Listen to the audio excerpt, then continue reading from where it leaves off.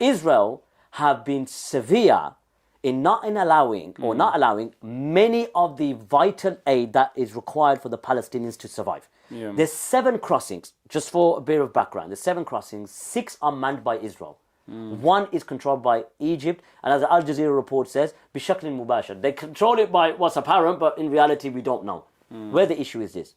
They had a small window. They had a small truce. Remember there was a small ceasefire? Yeah, a few Trucks days. were going in. Yeah. Saudi Arabia with their Ighatha aid, King Salman, sent 550 trucks in. Qatar, Kuwait. All the Arab states, meaning they have a priority. They communicate with the UNWRA, the Egyptian Red Crescent. They land in a logistical airport in Arish, and they go and they deliver aid with due process and due diligence. Where I've got the issue now is that it has been known, not that because they've been transparent and told us this information, is that I've done my research to establish there's issues. Aid is not going in as you are claiming.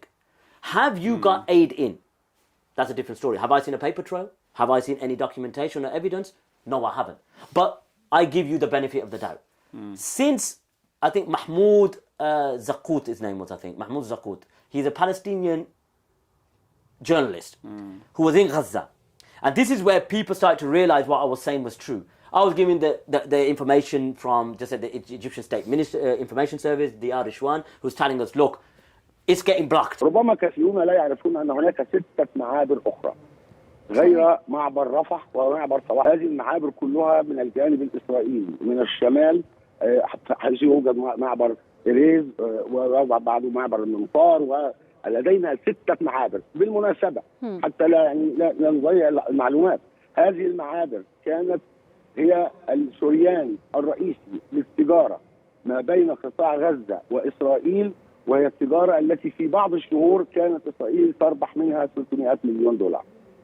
وبالتالي هناك مكاسب كمان إسرائيلية في هذه المعبر. والسؤال إذا كانت إسرائيل تزعم أن مصر هي التي تغلق المعبر، وسأعود إلى هذا بالتفصيل، فلماذا لا تفتح إسرائيل معابرها؟ صحيح. وتفتح معابرها ليس لمساعدات إنسانية بل بالعكس لتجارة. And trucks are mounting for I think 5 kilometers, and I've got a satellite image. And if I can also, if you don't allow me to interject, right, is he referring to all of the crossings blocked by Egypt, or even that's blocked? Just Rafah. Because with Rafah, okay. Rafah is the one that Egypt are allegedly and then there's another crossing called Ma'bar Auja. Ma'bar Auja. These 2 crossings, and there's a Sinai Human Rights Foundation who are documenting this. Trucks are going for miles. Miles. I'm talking kilometers waiting because of the Israeli campaign.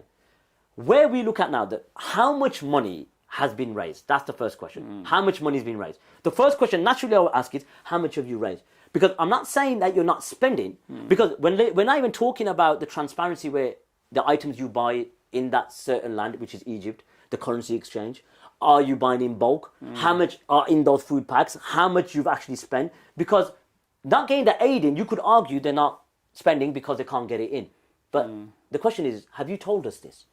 Has any charity come out openly say, unfortunately, our trucks are waiting at the Rafah border, we're unable to get it in? What they do show you though is nice drone footage, nice productions from their trucks leaving Qahira, because they're not near Rafah. That's the impression they give you, that they're right next to Rafah. They're going in, right just around the corner, and they're going in. It's 4 to 5 hours, if not longer, from Qahira to Rafah. Because Rafah and Arish are in the Sinai Peninsula. Trucks are waiting. Mahmoud Zakut, he left Gaza. He recorded, you've seen the video, going on for miles at times 2 speed. There's trucks lining up. So don't think, and this is one thing I have to add, that the Western charities, where they promote and market their campaigns as if they're the lifeline. Because one charity, which again, I don't want to mention names, they confirmed, and again, I don't want to go into the full day, they got 14 trucks. Listen, 14 trucks, 4 have got in. Okay, we've got no evidence to say, but we'll take that as gospel. Because you're a Muslim, I'll take your word. Yeah. If that's 14 trucks and you've seen that video and there's 500 to 600 trucks parked outside, how much money have you raised in comparison to what you've spent? Yeah. And if all those trucks are from Middle Eastern charities that are going for miles, not just from Auja, from Rafah, you got Karm Abu Salim, there's different crossings. You got Erez in the north, you got Mantar, which is now closed, you got Salah Hadid, you got so much crossings. We're not seeing the charities be bold enough to say, we are not getting the aid in, unfortunately. Be patient, have patience with us. But what you see is them leaving the warehouses, and after that, illa masha'Allah. Whatever happens, we don't know. And we leave it till that. So there's a problem. I've got the right to ask. Don't feel that I have no right when it's our money. You are caretaking. You are caretakers. So when we look at the hukam, again, they use the verse, and we'll get into that. And I've heard this. It's like a quiet conversation amongst certain charities and amongst those who work in the charity sector, which is وَالْعَامِلِينَ عَلَيْهَا. Yeah. Okay? وَالْعَامِلِينَ عَلَيْهَا. The collectors or those who are employed to collect it. I've done a video, and you probably watched it, about the hukam and its transparency.